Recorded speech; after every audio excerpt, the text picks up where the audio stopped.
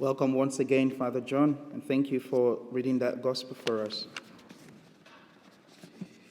My dear friends, have you ever had an opportunity to show someone some hospitality? A stranger, a total stranger, one you've never met before, one you don't even know. Just outside your window, someone there, looking like hungry, thirsty, lost.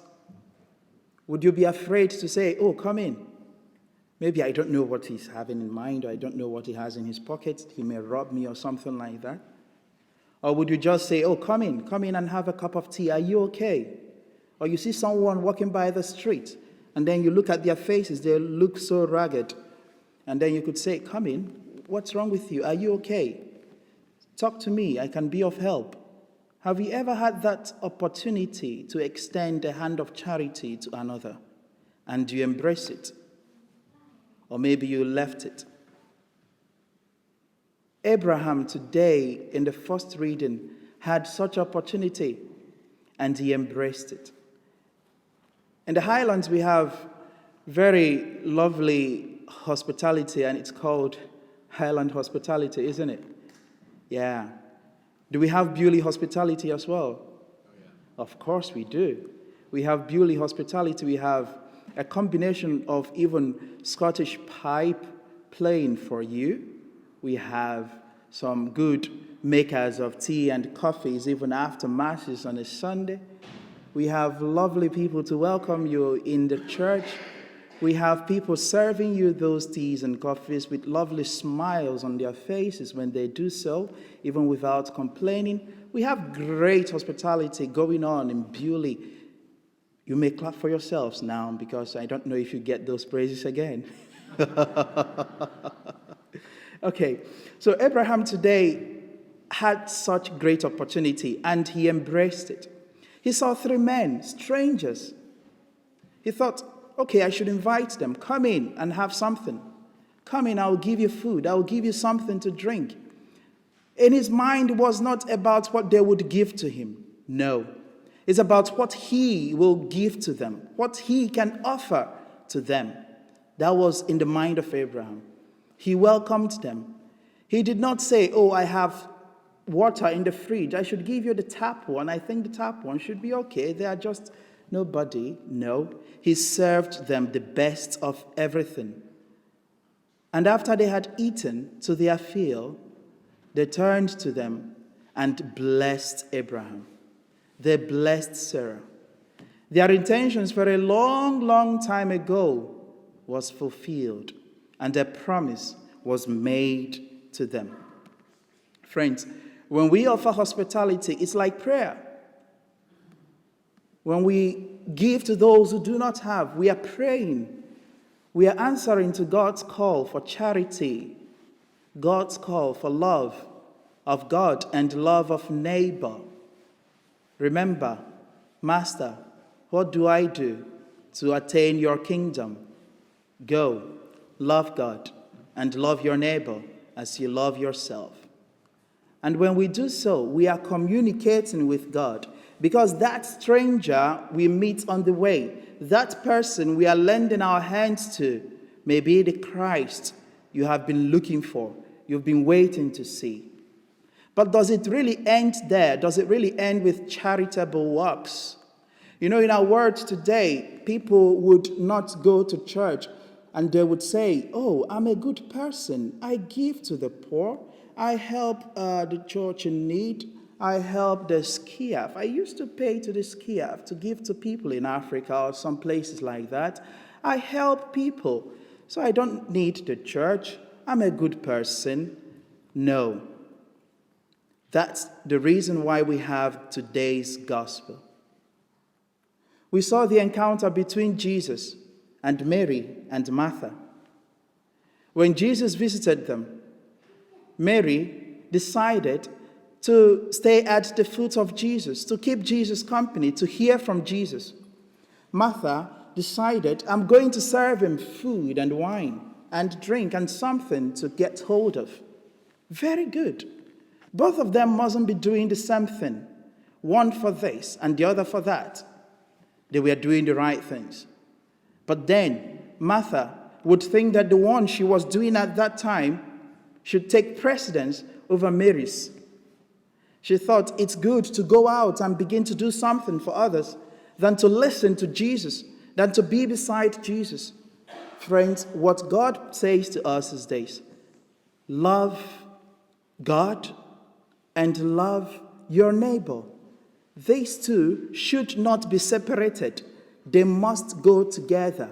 The love of God and the love of neighbor. It's just like a triangular form. When we love God, we love our neighbor. So the love we show our neighbor is also the love we show to God. That's how it works. So it should not be separated. But Mary became very anxious. He became very worried. And that was why Jesus immediately rebuked her and said to her, "Listen, Martha, Mary has chosen the better part." Sometimes we are too worried over a lot of things. Sometimes we pursue a lot of things over the one thing that is most needed. I'll tell you a story. So, a father went to the son's school for a PTA meeting. And then during this meeting, he had the opportunity to speak with the son's teacher. And then suddenly he burst out crying. And the teacher left him to finish crying. And then when he finished, he turned to the teacher and said, "I have lost my son and my wife. They've left me because I have been toiling day and night all the time, working to make sure I fulfill my dreams for them. I do that which they think is the best, which I think is the best for them.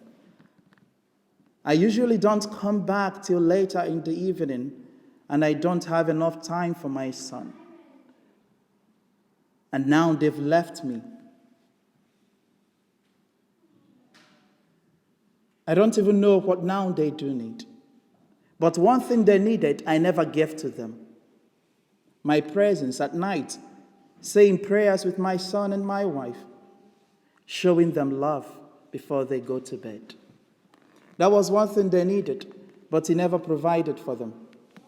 And the wife and the son left him.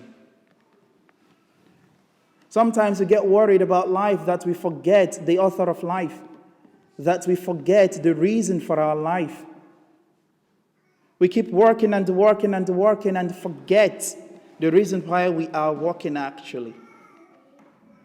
We need God in our lives. We need God in our spirit. We need God in our soul. We need Him. Whatever and wherever we are going and whatever we are doing, we need God. And that was why He said to us, "Come to me, all you that labor and are overburdened, and I will give you rest. Shoulder my yoke and learn from me, for I am meek and humble of heart. Cast your cares and worries in my feet." And that was what Mary was doing. But sometimes we refuse to be Mary and become only Martha. We don't have to just be Martha. We don't have to just be Mary. We need the combination of these two. That is why whenever we come to church, we get refilled, rebandaged, remaked, and then we go outside and show love to those who need it, to those who meet us, and to those whom we meet. And when we do so, we don't have to get worried about what tomorrow shall become or what has happened yesterday. Friends, yesterday has passed. Tomorrow shall come. We are in today. We need to focus on today and give to God every of our worries. Listen, when we worry, we are doing God's work. We are not doing what He has asked us to do. We are doing His own part. If we believe in God, we should be able to do our own part and leave the part for God. He says, "I will do your worries for you." Do not worry. Do not let your heart be troubled in John chapter 14. Do not let your heart be troubled. Don't. How do we then do this? Maybe before we sleep at night, I will give you something I've learned for a while now.